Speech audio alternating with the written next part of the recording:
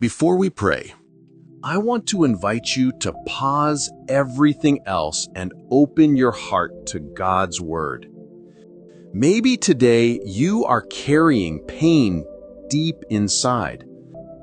The pain of lost dreams, the pain of missed opportunities.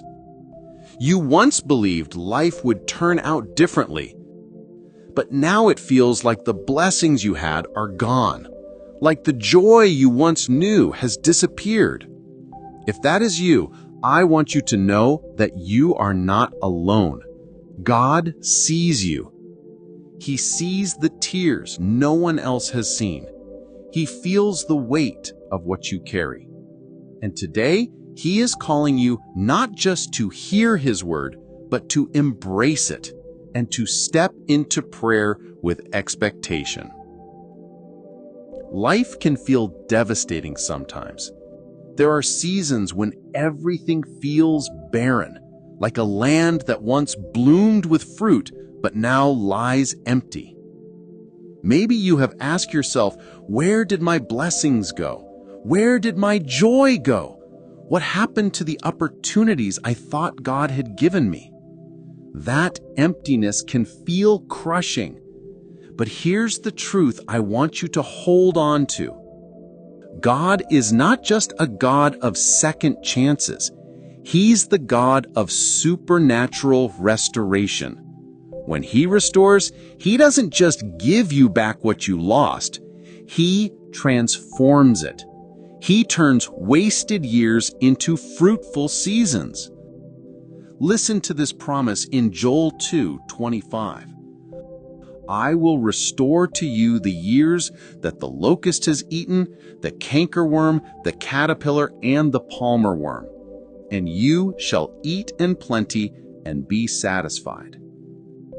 God is saying, I will repay you for what was taken. Not just the money you lost, not just the relationship that ended, but the time, the years you thought were wasted. Only God can do that. Only He can give you a future so full that it makes up for everything the enemy stole. Can you imagine that? The very areas of your life where you feel barren today are the areas God wants to make fruitful again. But there is an important key to unlocking this promise, and it is found right in Joel chapter 2.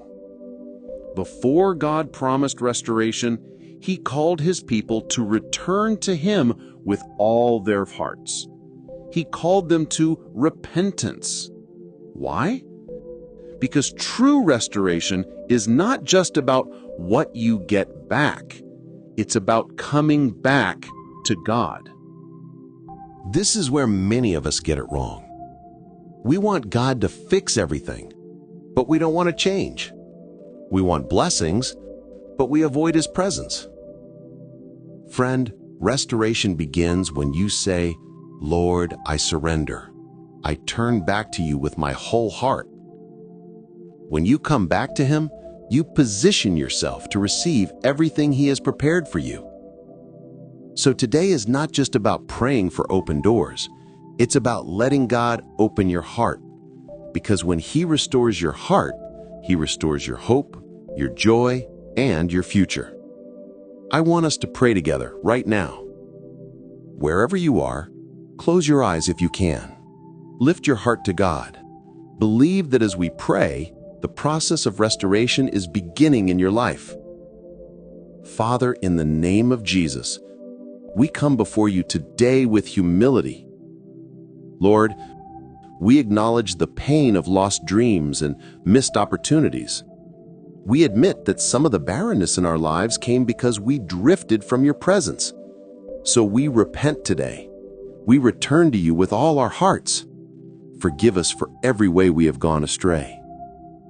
Lord, we stand on your promise in Joel 2:25 that you will restore the years the locusts have eaten.